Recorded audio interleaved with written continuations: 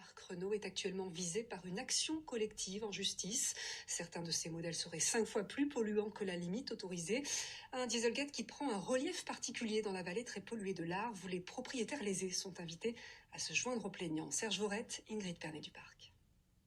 Cette action collective est portée par une start-up lyonnaise du nom de V pour Verdict. Elle est bien sûr d'envergure nationale, mais la start-up sait bien qu'ici plus qu'ailleurs, on est sensibilisé à la pollution de l'air. Même si dans un premier temps, il s'agit surtout de récupérer de l'argent auprès de Renault. L'objectif de cette action collective portée par Med Bourane est d'obtenir donc réparation d'un préjudice de tromperie ici et de pouvoir obtenir une indemnisation de 40% de la valeur des véhicules. En cas d'échec de cette négociation amiable, il y aura une constitution de partie civile pour l'enquête judiciaire qui a déjà lieu en cours depuis 2017 à l'encontre de Renault notamment. Car le constructeur est dans le viseur de la justice depuis 2017 pour tromperie aggravée et pratiques commerciales trompeuses.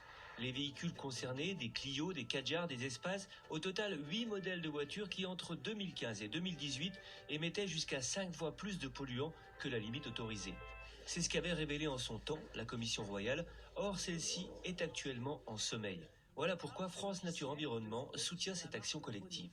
On voudrait continuer ces travaux, continuer à mesurer ces émissions. Et puis comme ça avait été prévu, de rappeler les véhicules tricheurs pour qu'ils ne trichent plus et qu'on ait enfin des véhicules sur nos routes qui soient conformes à la norme sous lesquelles ils sont vendus. V pour Verdict a jusqu'au 31 janvier prochain pour réunir le plus de monde derrière elle. Et on peut imaginer que quelques personnes vont se sentir concernées dans la vallée de l'Arve.